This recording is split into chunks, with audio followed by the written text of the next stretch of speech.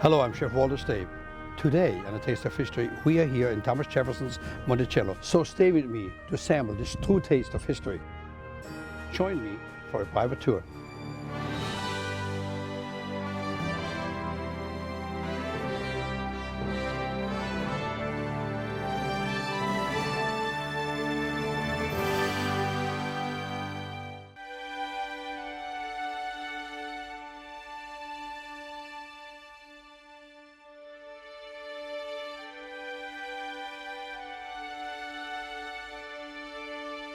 We're here again in Thomas Jefferson's kitchen, and what a moment.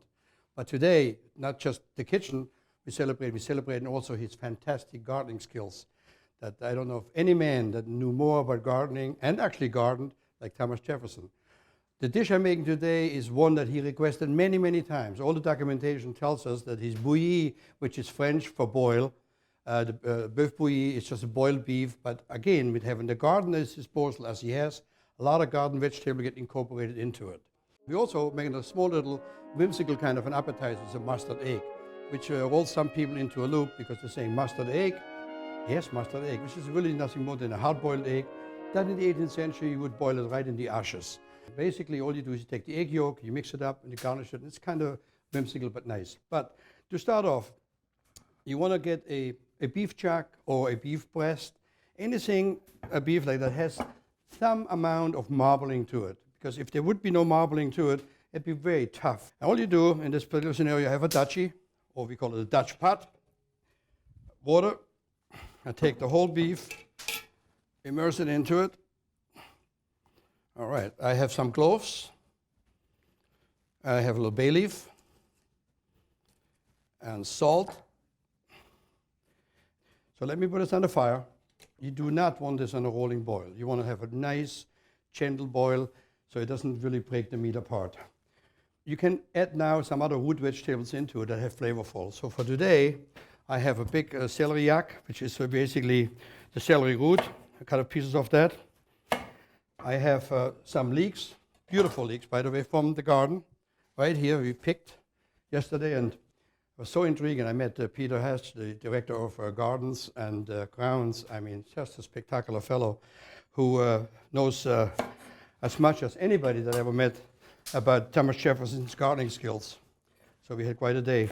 So on the leek, I'll just take a little bit of the bottom of the leek in there, the celery, a little bit of carrot,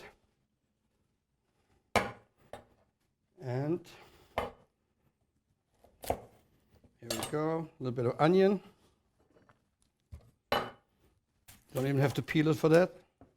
No need to it. Okay, I'm going to take this right over and throw it right on top of my meat.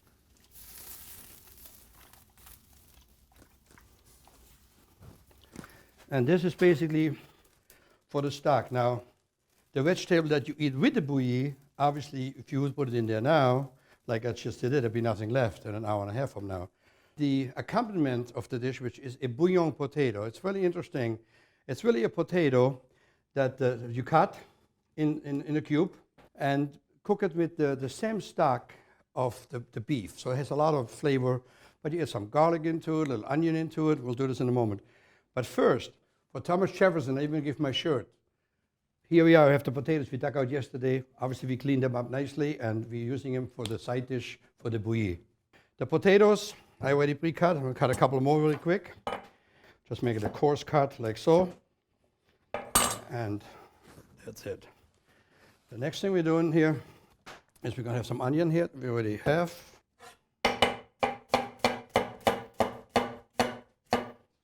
We'll make it a coarse chop. It doesn't have to be.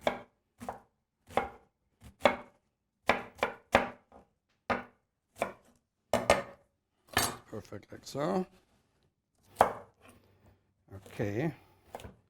Now those carrots, so I'm cutting up now, are obviously, they're nicely from the garden and just shrub, but not peeled. You don't need it. They're nice and fresh. Carrot here. Have some leek. A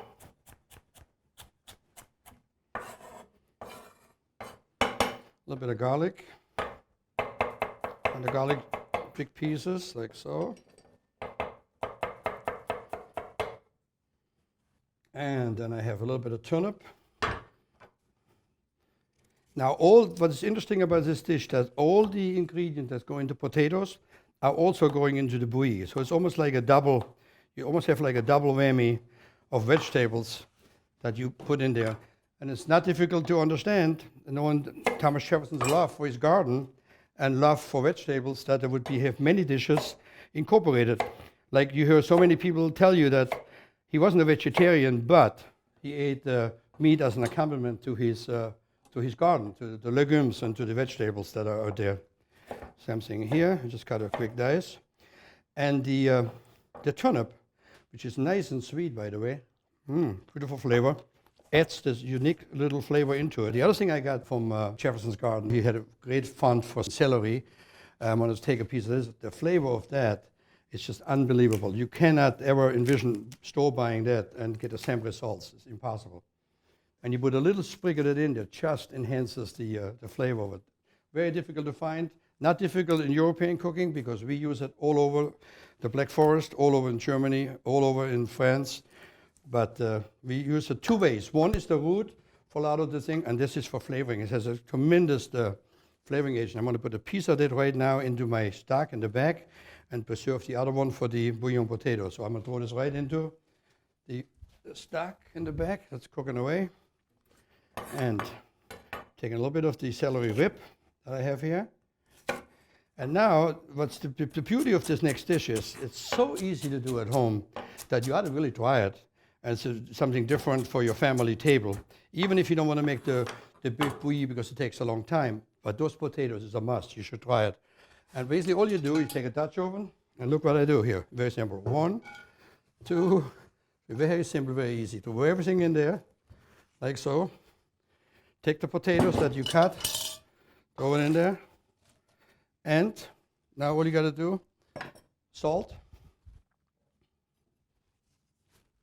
and some pepper, fresh crushed pepper. There we go.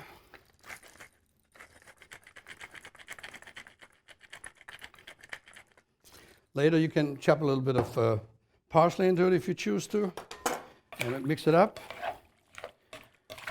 Bring it to a boil, and then you add a couple of ladles of the beef stock into it. But it's a beautiful, beautiful side dish. Let me move this over here.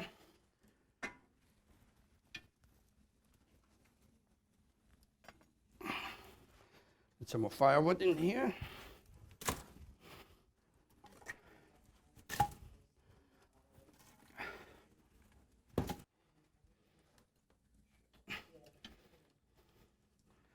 All right.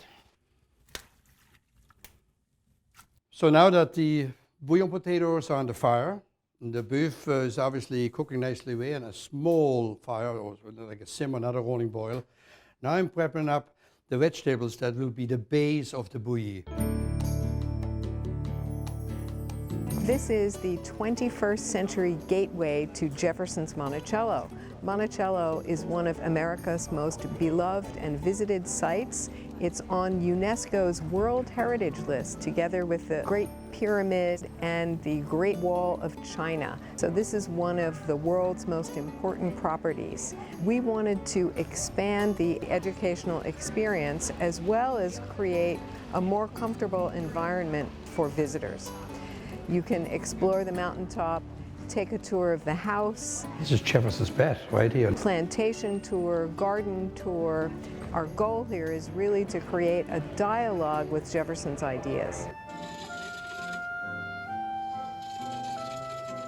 This is a revolutionary exhibition about the American Revolution. It's called Thomas Jefferson and the Boisterous Sea of Liberty, and it traces Jefferson's ideas, their development from the British Empire through to the Declaration, the formation of the new nation, and then to the present.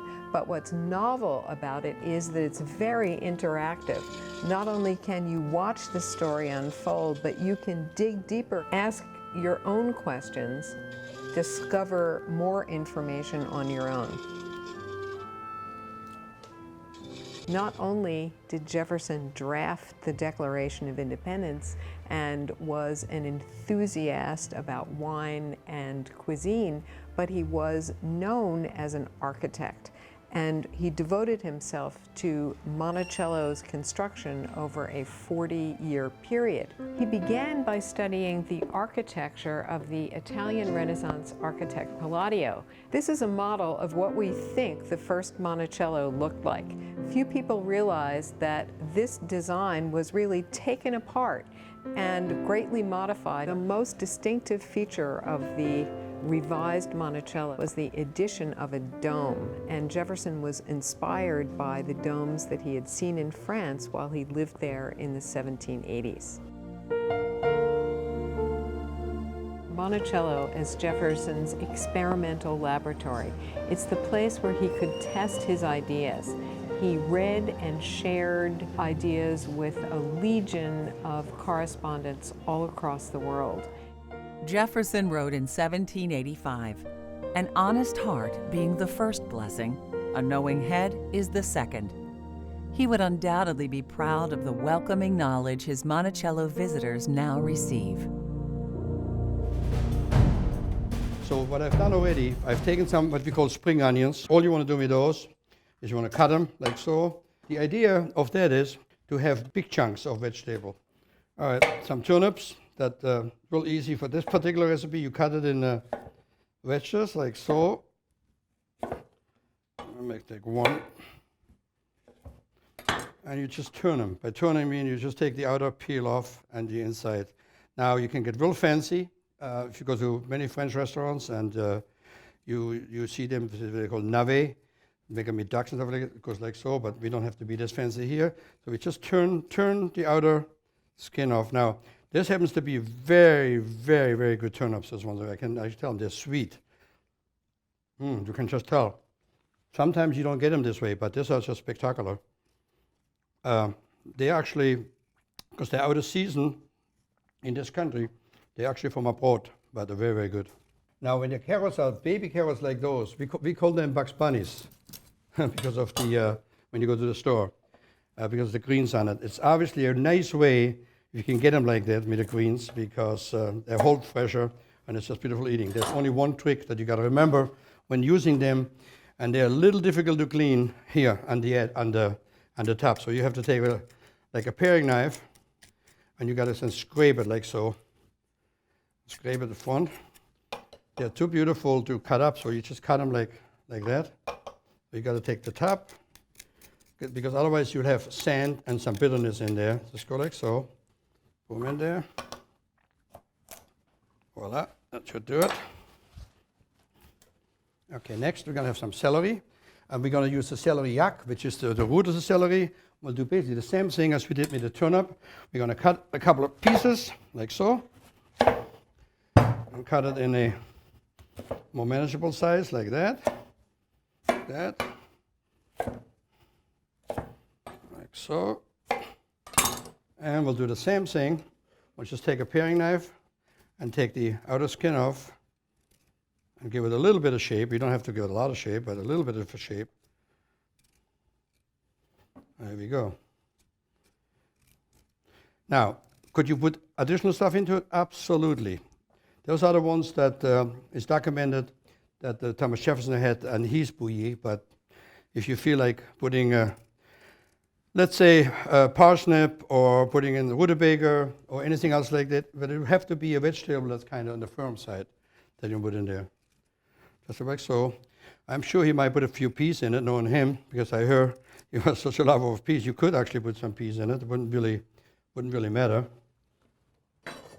This one has so much flavor, and it's actually, unfortunately, when you buy celery in the grocery store, they see it, there's zero flavor on it, the way it's grown in hothouses and what have you. That's fresh from the garden. You cannot substitute it. And this one here, we just take a few pieces like so. Not too many, because it's kind of strong and a little bitter almost, but you get a few pieces in there like that. Parsley, a couple of sprigs, like literally sprig, like so. One is also parsley right here from the garden. I mean, a couple of yards away. And now we have basically a little sprig of thyme. Now, once you make the meal, obviously, once your beef is almost done, you can take a little bit of the stock aside, throw all the vegetables into it, because later on we're going to slice the beef and we serve it on top of those veggies. Let's right now check on the potatoes first to make sure that they're not overcooking, because they're cooking real fast in my supercharged 18th century fireplace. Take a look at that. the stock of the beef, the goodness of the garden, those fresh potatoes. I can't beat it. Unbelievably good. Now the appetizer is something very simple. By simple I mean it doesn't take much, but it's kind of whimsical. And if you remember, as I explained in other sessions, or if it's the first time you watch me, 18th century had many dishes in one course.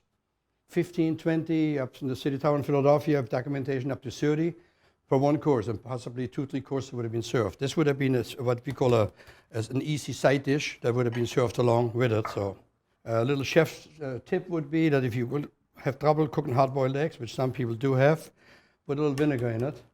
So in case the egg cracks, the vinegar chills it in, and henceforth your egg would not be bleeding out. So it's very simple. So we're going to make 3 of those. 3 eggs will give us 6 halves. Show you how this is done quickly. So here we go. We just cut them in half, like so. Take the yolk out.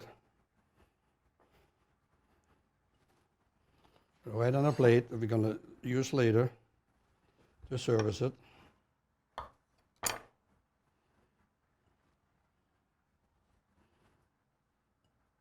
Very simple. Break up the egg yolk. You can use a food processor or just use a spoon like I'm doing here. You add your Dijon mustard, which is very important, a good amount of it, like about so.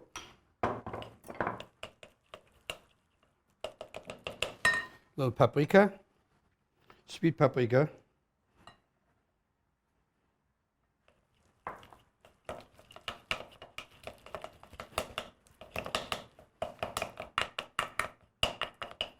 Salt.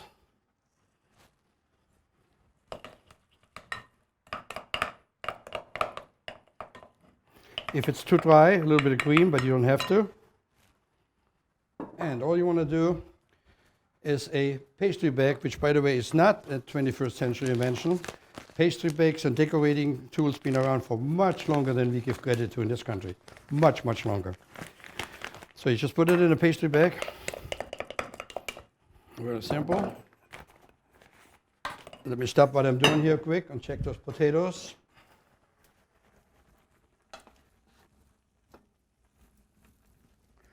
You're not going to believe it. Done. Unbelievable. Let me bring them over here quick. I got to do that.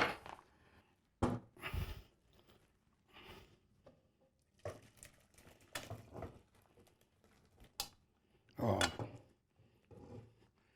Flavor is just spectacular. Absolutely spectacular. The reason I need to do that, because I'm using the same pot right now.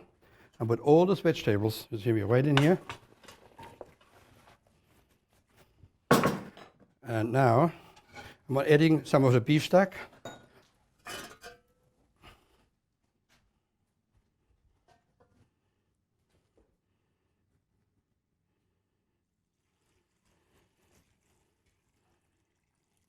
And that literally doesn't take any more than 5 minutes. Even so, I know in the 18th century, a lot of vegetables have a tendency to be a little overcooked because of poor or sensitive choppers. But today's lifestyle, we don't need it. So I'm going to put it on the fire. I want to finish my potatoes quick. And what it means by finishing is I want to add a little bit of chopped parsley in there.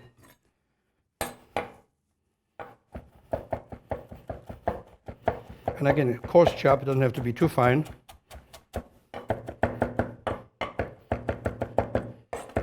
Voila, just like so.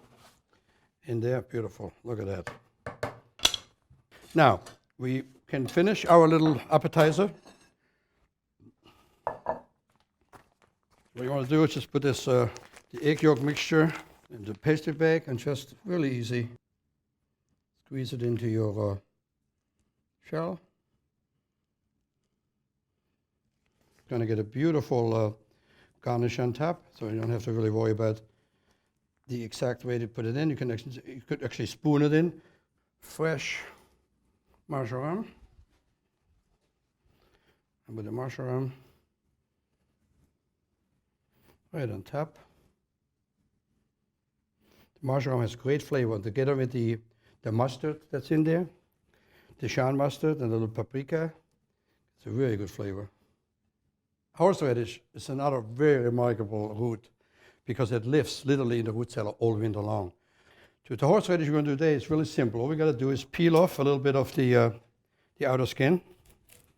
Now it's very, if you've never used it before, it's very potent. I mean, it has a tremendous amount of strength to it. Processed horseradish is okay, but once you try that, obviously you're never going to go back to a processed one, that's for sure. Makes your eyes cry. So if I cry, it's not because I'm missing Thomas Jefferson. I'm crying because of the the horseradish here. Let's see. Go this way.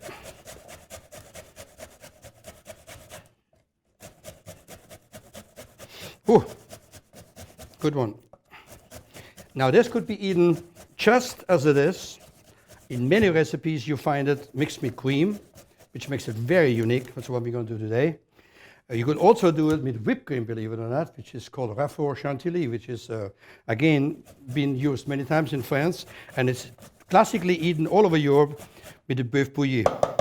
So all we're going to do here, put this in my little bowl. Okay, like so. A little bit of cream.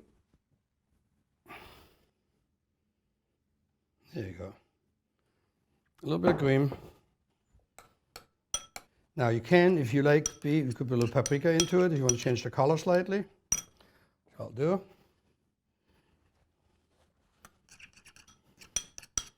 Beautiful. You got to try this later with the beef. Okay, the bouilli should be done. I'm going to get it right now. Put it on my cutting board. Oh, nice. Nice job.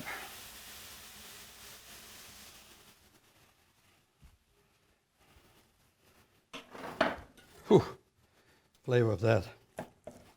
That doesn't get better than that. I'm telling you. Whew.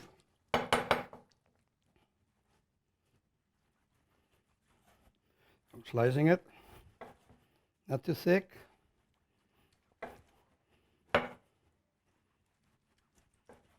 Now, there's a couple of recipes that are documented where they use a glaze. It's kind of nothing different than a veal glaze. We don't have to use it, but it's a very easy shortcut if you like to do that. And it's you take the stock and you tie the stock up with a little bit of cornstarch. It has the same effects. Let me get the vegetables over. And now, I mean, this couldn't be better than we got it. Absolutely beautiful. Whew. On the plate right now is basically what we cut up before. We take the leeks, we took the spring onions, we took the turnips, the beautiful carrots, everything from Jefferson's garden. It's cooked in the stock. And what you want to do, you want to add a little bit of the liquid on the platter. And this liquid is obviously really powerful because it's the beef stock and has all the vegetables right in it. Look at that. Isn't that gorgeous? You take your beef and you just arrange it on top.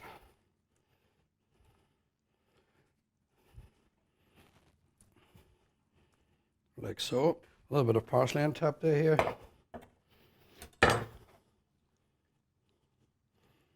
Now you tell me if that's not a spectacular meal. Absolutely. Look at that. From Thomas Jefferson's garden, in his kitchen, through my hands, to your pleasure. Isn't that beautiful? This beef.